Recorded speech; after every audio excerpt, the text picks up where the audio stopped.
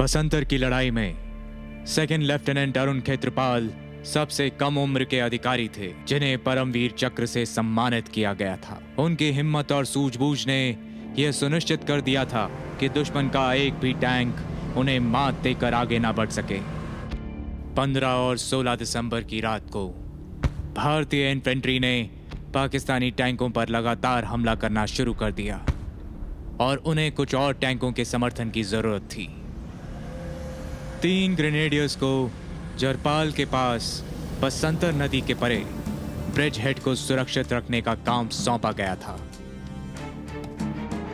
जल्द ही भारतीय tank regiment 17 Pune horse और 4 हडसन हॉर्स जंग में उतरने वाली थीं। मैं कमांड में दूसरे स्थान पर था और ब्रिज हेड पर रेजिमेंट लाया। मैंने उससे बताया कि वास्तव में स्थिति क्या थी। सीईओ कर्नल हनुत ने तब वह प्रसिद्ध आदेश दिया, अजय, अगर तुमने नदी पार नहीं की तो इतिहास पूना हॉर्स को कभी नहीं भूलेगा। फिर क्या था, मैं बस नदी में उतर गया और इंजीनियर अधिकारी से पूछा। मैंने उनसे दरखास्त की कि वो मेरे रास्ते से हट जाएं। और फिर मैं माइन फील्ड में दाखिल हुआ। पर ये एक चमत्कार था। मुझे लगता है कि ये नियति थी या अल्लाह या ईश्वर की कृपा थी कि हमारी पूरी रेजिमेंट एक भी टैंक खोए बिना उस माइन फील्ड से सुरक्षित पार निकल गई। 16 दिसंबर 1971 लगभग 8 बजे ब्रावो स्क्वाड्रन के स्क्वाड्रन कमांडर ने सैन्य मदद मंगवाई क्योंकि पाकिस्तान के टैंक शकरगढ़ सेक्टर में राजपाल के भारतीय पक्ष पर दबाव डाल रहे थे।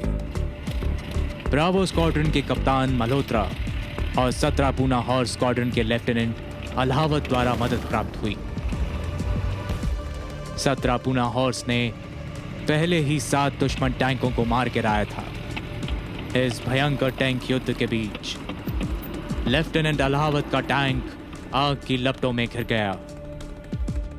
जल्द ही खेत्रपाल का टैंक भी निशाना बन गया और कप्तान मल्होत्रा ने उन्हें वापस आने के लिए कहा। दुश्मन के हमलों से बेपरवाह अरुण खेत्रपाल ने लौटते समय भी दुश्मन के टैंकों का अनुसरण जारी रखा और एक को नष्ट करने में कामयाब रहे। पाकिस्तान ने अपने लौटते टैंकों के बचाव में और अधिक टैंक भेजे। अपने क्षेत्र के संरक्षण का महत्व महसूस करते हुए खेत्रपाल ने दुश्मन के हर एक टैंक को निशाना बनाना शुरू किया। 4 और पाकिस्तानी टैंक उनकी ओर बढ़े और उन्होंने उन्हें एक एक करके मारा। इस युद्ध में उनके द्वारा नष्ट किया गया आखिरी टैंक सिर्फ 75 गज की दूरी पर था और एक स्क्वाड्रन कमांडर की कमान में था। अरुण खेत्रपाल ने आखिरी दम तक टैंक से टैंक की लड़ाई जारी रखी और दुश्मन खेत्रपाल द्वारा लगाए गए प्रतिरोध से गुजर नहीं सके। वह पीछे नहीं हटे और उन्होंने वहीं खड़े होकर गोलीबारी की। उनका टैंक चालक प्रयाग सिंह उन्हें बताता है, कहता है, साहब मुझे हमारे टैंक को थोड़ा पीछे ले जाने दो और हम इस गोलाबारी से बच जाएंगे, फिर बाद में वापस आ जाएंगे। जिसके जवाब में उन्होंने कहा, सीईओ साहब ने आदेश दिया है कि कोई भी टैंक 1 इंच भी पीछे नहीं जाएगा। हम 1 इंच भी पीछे नहीं हटेंगे और हम लड़ेंगे, हम यहां से ही लड़ेंगे। तो इस उद्देश्य के साथ उन्होंने दुश्मन पर गोलाबारी शुरू कर दी और 3 टैंक नष्ट कर दिए। चौथा टैंक जो पाकिस्तानी स्क्वाड्रन कमांडर का था और सिर्फ 75 गज की दूरी पर था, दोनों टैंकों ने एक साथ फायर किया। पाकिस्तानी स्क्वाड्रन कमांडर का टैंक नष्ट हो गया और अरुण खेत्रपाल का टैंक भी, और वे पूरी तरह से घायल हो गए। यही वह समय था जब हम वहां पहुंचे और मैं वहां था। हम अंदर गए और हमने देखा कि वो बहुत बुरी तरीके से घायल थे। वो हिल नहीं रहे थे। मेरे लोगों ने चाय बनाई थी। हमने उन्हें एक कप चाय देने की कोशिश की, लेकिन वे दम तोड़ चुके थे। तेरी छुट्टी मंजूर हो गई है। सपनों के साहिल है, अपनों के अरमा है, बाकी हम काबिल हैं। घर पक्का हो रहा है बेटा, तेरे ऑर्डर पे।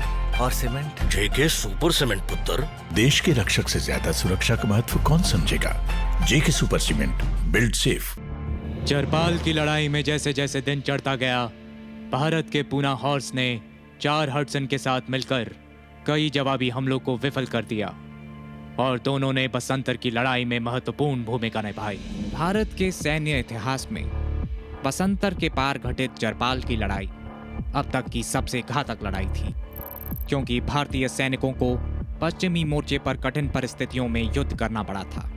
लेकिन 3 ग्रेनेडियर्स के नेतृत्व में भारतीय सैनिकों ने सभी कठिनाइयों के खिलाफ संघर्ष करके चरपाल में एक ब्रिज हेड स्थापित कर लिया था, जिसके कारण भारतीय सेना उस क्षेत्र में घुस पाई और पूना हॉर्स के बहादुर जवानों ने पाकिस्तान के लगातार हमलों को करारा जवाब दिया। ये पाकिस्तानी टुकड़ियां 13 लांसर्स और 35 फ्रंटियर फोर्स थीं। नतीजा ये था कि एक भारतीय इतिहासकार ने ये तक कह दिया था कि भारतीय सेना ने न केवल पाकिस्तानियों का मनोबल तोड़ा था, बल्कि उन्हें पूरी तरह ध्वस्त कर दिया था। इस लड़ाई में शामिल कई कमांडरों को उच्च वीरता पुरस्कारों का सम्मान दिया गया और कुछ वरिष्ठ कमांडरों को भी। लेकिन जब भारतीय सैनिक पाकिस्तान में घुस अपनी भारी बढ़त बनाने के लिए तैयार थे, तब युद्ध विराम की घोषणा हो गई, क्योंकि पाकिस्तानी सैनिकों ने ढाका में भारतीयों के सामने आत्मसमर्पण कर दिया था।